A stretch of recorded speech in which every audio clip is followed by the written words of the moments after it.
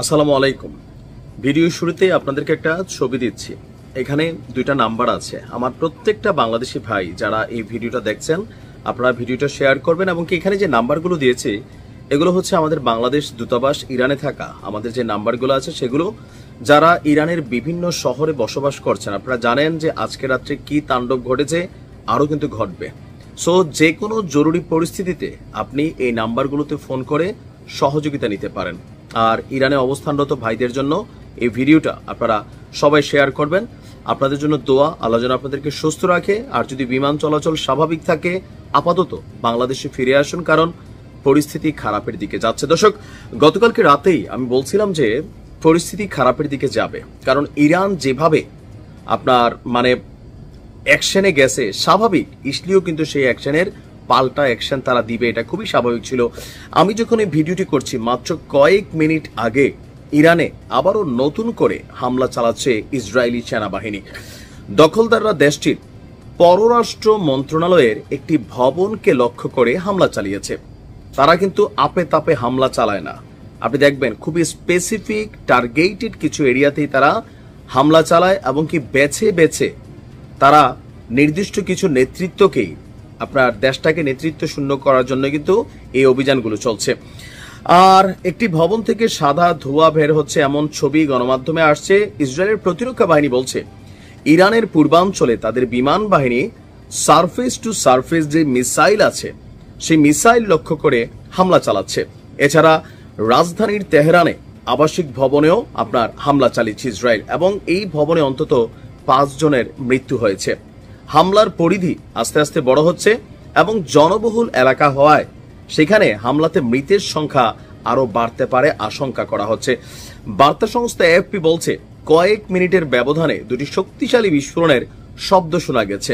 বিস্ফোরণের পর হতাহতদের উদ্ধারে ছুটে গিয়েছে সাধারণ মানুষ। আর তথ্য বলছে ইসরায়েলের হামলায় ইরানে এখন পর্যন্ত 406 জন নিহত হয়েছে, আহত হয়েছে 654 জন। আপনার আমরা যদি দেখি যে আপনি আরেকটা জিনিস এখানে দেখাচ্ছি, এই যে একটা ছবি দেখছেন আপনারা, এটা হচ্ছে ইরানের দক্ষিণ পূর্বাঞ্চলে অবস্থিত মাশহাদ বিমানবন্দর। 2300 কিলোমিটার দূর থেকে ইরানের একটি জ্বালানি সরবরাহকারী বিমানে হামলা চালিয়েছে ইসরায়েল। বিষয়টি নিশ্চিত করেছে আপনার ইসরায়েলের প্রতিরক্ষা বাহিনী। ইরানে হামলা চালানোর পর থেকে এটাই এত দূরে আপনার এত নিখুঁত হামলা চালানোর সক্ষমতা দেখেছে ইসরায়েল। সমগ্র ইরান জুড়ে আকাশপথে শ্রেষ্ঠত্ব অর্জনে ইসরায়েলি বিমান বাহিনী কাজ করছে, এমনটাই জানিয়েছে। মাশহাদ বিমানবন্দরে হামলাটি সম্ভবত ইসরায়েলি বিমান বাহিনীর সবচেয়ে দূরবর্তী হামলা। এর আগে 1985 সালে ইসরায়েলের বিমান বাহিনী তিউনিসিয়ায় অবস্থিত ফিলিস্তিনের লিবারেশন অর্গানাইজেশনের সদর দফতরে হামলা চালিয়েছিল, যা 2000 কিলোমিটারেরও বেশি দূরে অবস্থিত। এটা এক ধরনের ইসরায়েলের জন্য বিশ্ব রেকর্ড তৈরি করা হয়েছে। ইসরায়েল কত দূরে এই নিখুঁত হামলা চালাতে সক্ষম সেটার প্রমাণ দিয়েছে। আরো যে কোন কোন জায়গায় আপনার অভিযান হয়, তবে ইরান এখানে ভিন্নধর্মী আরেকটা অ্যাকশনে গেছে, সেটা হচ্ছে যে মীর জাফরদেরকে খুঁজে খুঁজে বের করার চেষ্টা করছে। কারণ এত দূর থেকে যে নিখুঁত হামলাগুলো হচ্ছে, ভেতরে থেকে ইরানের ভেতর থেকে মোসাদের সহযোগী যারা আছে তারা কিন্তু এই তথ্যগুলো দিচ্ছে যে এই মুহূর্তে ইরানের গুরুত্বপূর্ণ নেতারা কে কোথায় অবস্থান করছেন।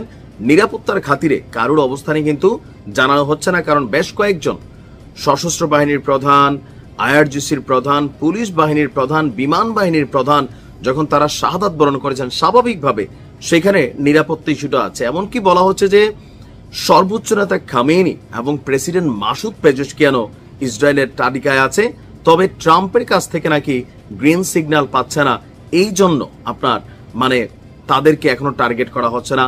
যদিও ইরানের পক্ষ থেকে বলা হয়েছে তারা নিশ্চিত নিরাপত্তা বাংকারে আছে এবং কি তারা সুরক্ষিত আছে। কি বলবো বলেন, ইরানের পরবর্তী অ্যাকশনের অপেক্ষায় আছে। ইনশাআল্লাহ ভালো থাকুন।